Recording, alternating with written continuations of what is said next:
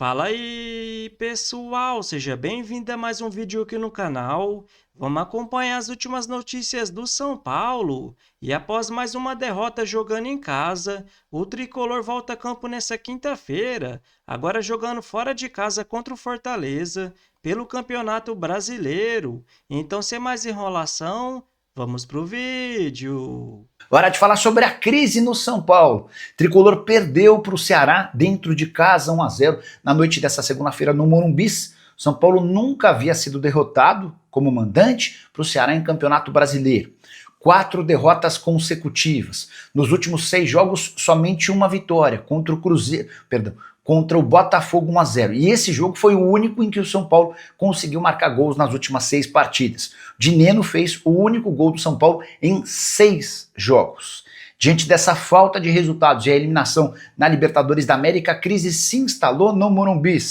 Depois da partida, muita demora para que o Hernan Crespo fosse dar a entrevista. Teve até gente cogitando que o Crespo poderia ser demitido. Isso está completamente descartado. Nesse momento, quem corre de fato o risco é Carlos Belmonte. Alguns jornalistas chegaram a cravar que o Belmonte havia pedido demissão. Belmonte, na madrugada de segunda para terça-feira, assegurou que não fez esse movimento e que a hora que fizer vai comunicar primeiro o Júlio Casares. Na manhã dessa terça-feira, antes de gravar o vídeo, conversei com o Casares para perguntar se houve qualquer movimento do Belmonte e até amanhã dessa terça-feira nenhuma movimentação do Belmonte em relação a esse pedido de demissão.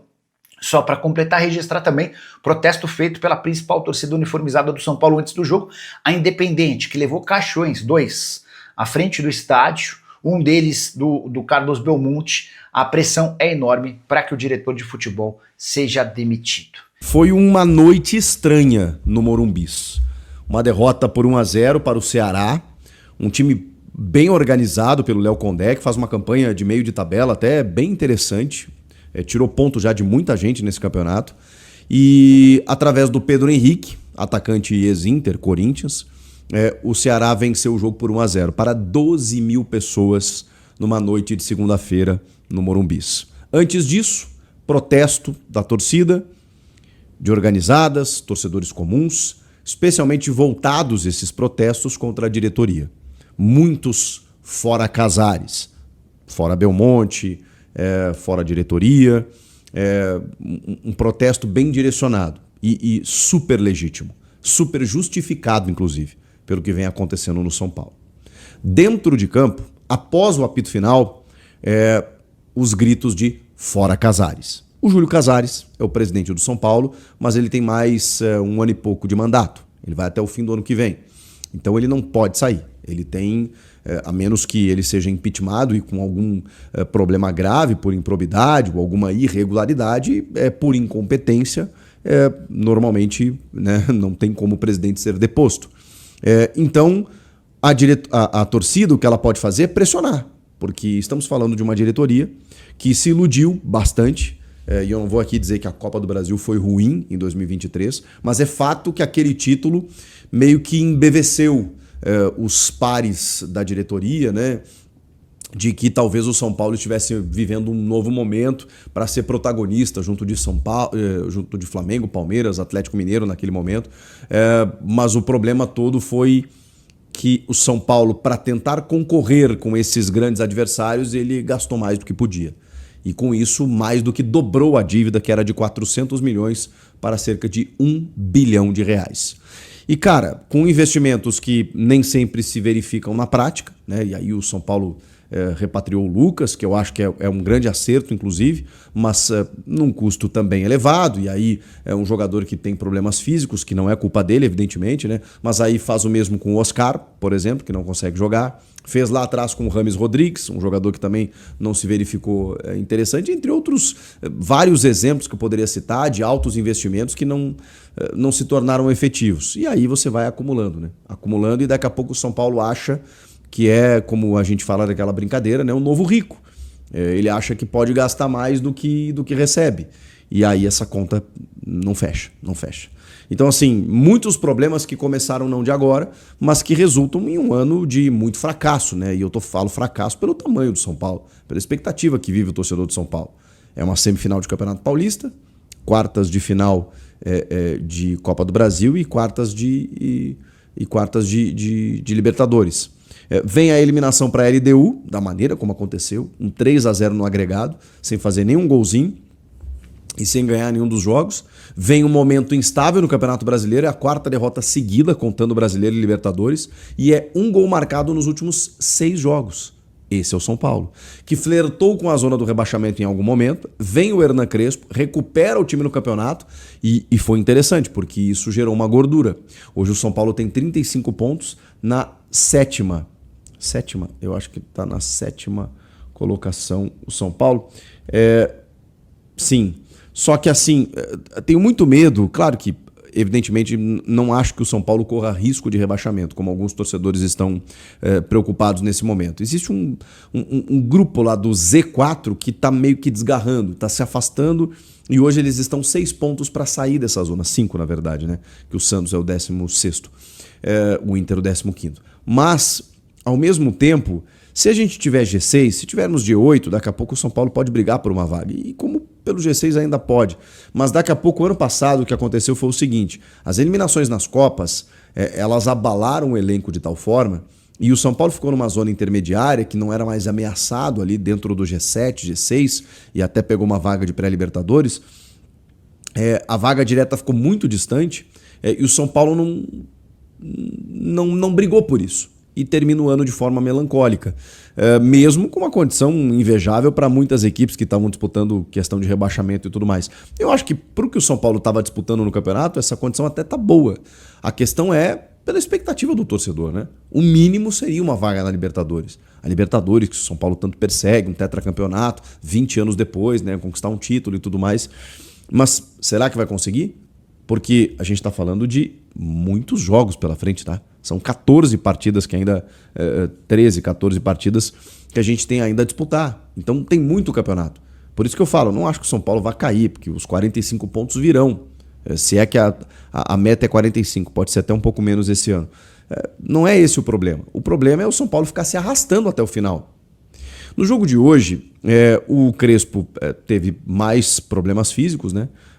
O Marcos Antônio tá fora. Ele explicou a questão do Oscar, né? Que ele disse que que não vinha treinando, enquanto que a assessoria de imprensa do clube divulgava imagens do Oscar treinando a semana inteira. E aí ele explicou, dizendo que, na verdade, o treinamento que ele espera que o Oscar participe é de um treinamento de muito mais intensidade, de choque de jogo. Então, para disputar uma peladinha ali no CT com comissão técnica, ele está pronto, ele está sem lesão aparentemente. A questão é que é o seguinte: você colocá-lo num jogo com a exigência que tem hoje o Campeonato Brasileiro, você corre o risco de lesioná-lo de novo. Então foi isso que ele quis dizer quando ele disse que o Oscar não estava treinando e a assessoria disse que estava. O Crespo explica muito bem as coisas, né? É muito bom assistir entrevistas coletivas dele, ele está super ciente do momento. Ele começou muito bem, ele teve uma arrancada muito boa, mas, cara, o momento é instável, é muito instável. E ele está tendo dificuldades que o Zubeldia também estava tendo. Porque quando os problemas físicos se acumulam e você não consegue, enfim, repor com qualidade, porque os jogadores que a diretoria foi buscar, Rigoni, Dineno, não tem muito para onde correr. O Rafael Tolói, ok, que machucou. Então, o que ele fez? Sistema de 3 zagueiros. Agora vamos ver como é que vai ser para o próximo jogo contra o Fortaleza, né? Porque ele tem, acho que o Ferrarese machucado, o Arboleda suspenso, tem uma dificuldade. Mas ele manteve 3 zagueiros nesse jogo. No campo, esse recorte das 4 derrotas seguidas, ele pode ser estendido a mais 2 jogos, né?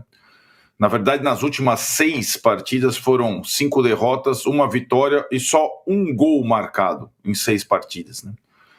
E se o São Paulo vive a crise política, se a torcida protesta fora de campo, se a torcida abandonou dentro de campo, o técnico perdeu a mão também nessas últimas 6 partidas, né? O time deu uma degringolada, né? Então ele não consegue mais fazer gols, né? Basicamente, há 6 jogos, esse é o diagnóstico. Mais especificamente, desde que o André Silva, centroavante, se machucou, e o São Paulo viveu aquela ilusão, aquela tentativa de contratação do Marcos Leonardo no fechamento da janela. O fato que o Marcos Leonardo não veio, o São Paulo não consegue ter poder de fogo desde que o André Silva se machucou, e também aí aí acho que a última gota que faltava para o time degringolar em campo é a lesão do Marcos Antônio, que vinha sendo o jogador mais importante do time e que não participou do jogo da volta contra a LDU, sentiu de novo, e também não estava em campo nesse jogo da ressaca. O jogo da ressaca, ele é sempre complicado, né? O jogo pós-eliminação de Libertadores, ainda mais para o São Paulo, porque o São Paulo é um time que não é só o torcedor, né? Os jogadores, os funcionários vivem a Libertadores de uma outra forma. Toda vez que o São Paulo é eliminado da Libertadores, podia ser até na época lá do Muricy lá atrás, o jogo seguinte é uma aflição, né? E esse contexto estaria presente ontem nesse jogo seguinte contra o Ceará. E acho que o que foi novidade, Tironi, talvez não tenha sido a ressaca, a atuação ruim, as indecisões, a falta de confiança, mas o Morumbi vazio, né? Isso de fato é novidade.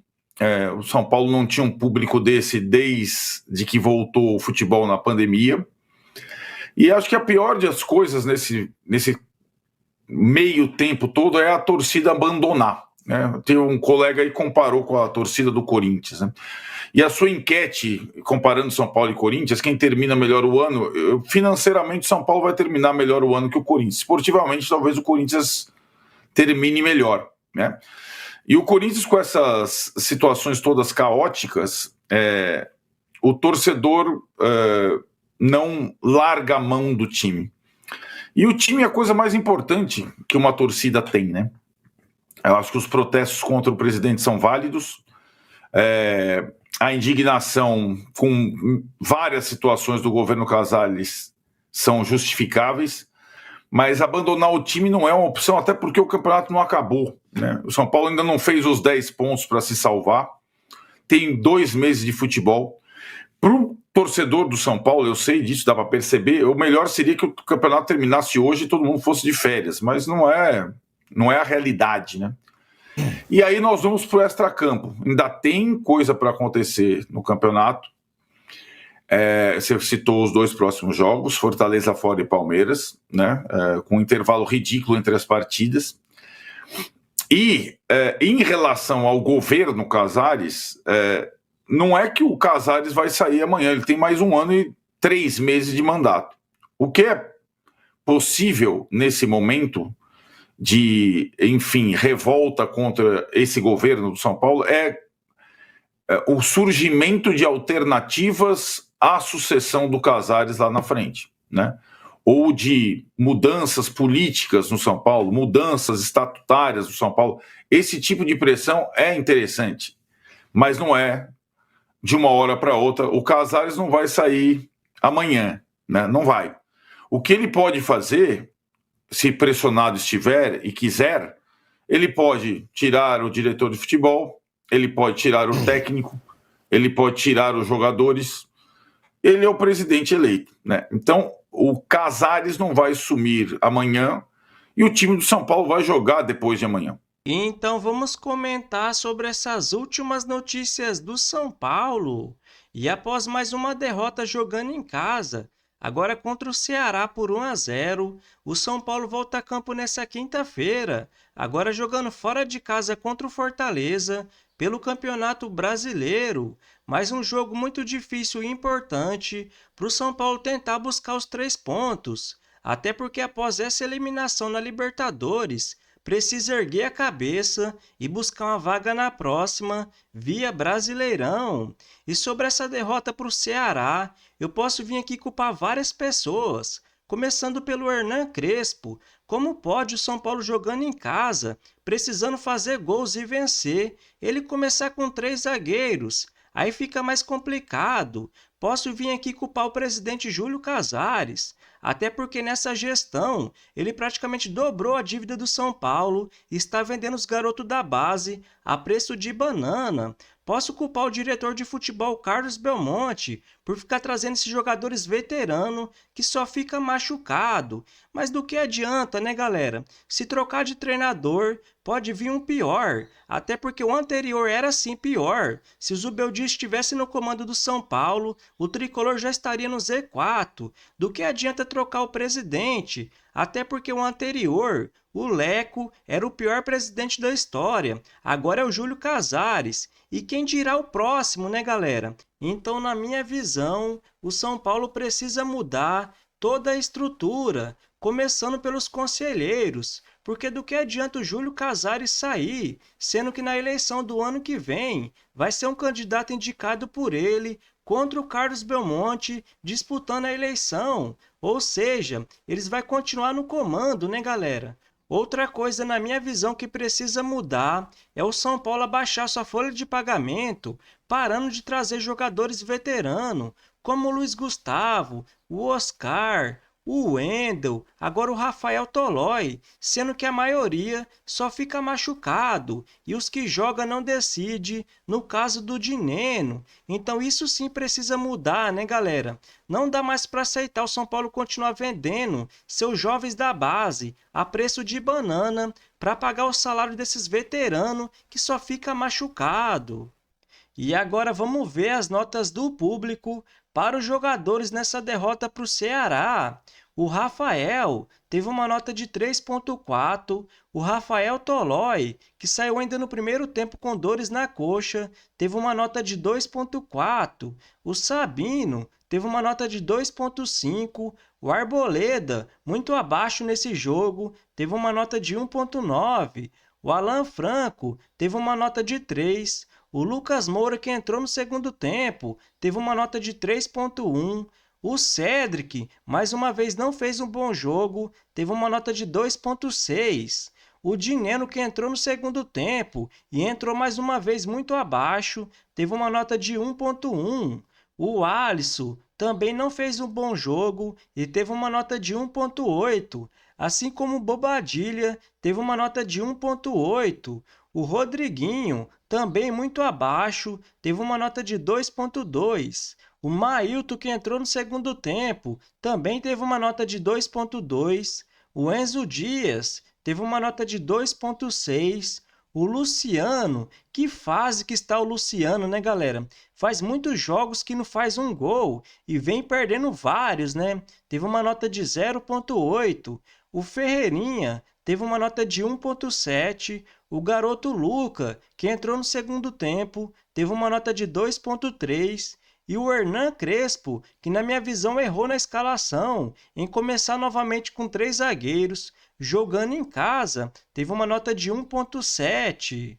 E após perder para o Ceará, o São Paulo vai ter 13 jogos pela frente pelo Campeonato Brasileiro para tentar buscar uma vaga na próxima Libertadores. E vai ter uma sequência muito difícil. Nessa quinta-feira, joga fora de casa contra o Fortaleza. No domingo tem um clássico pela frente, joga em casa contra o Palmeiras. No dia 16, fora de casa contra o Grêmio. No dia 19, fora de casa contra o Mirassol. No dia 25, em casa contra o Bahia. No dia 2 de novembro, fora de casa contra o Vasco da Gama. No dia 5, em casa contra o Flamengo. No dia 8, em casa contra o Bragantino. E no dia 19, fora de casa contra o Corinthians. Então essa é a sequência do São Paulo nos próximos dias. Então se você curtiu o vídeo, deixa seu like, se inscreva no canal e até a próxima!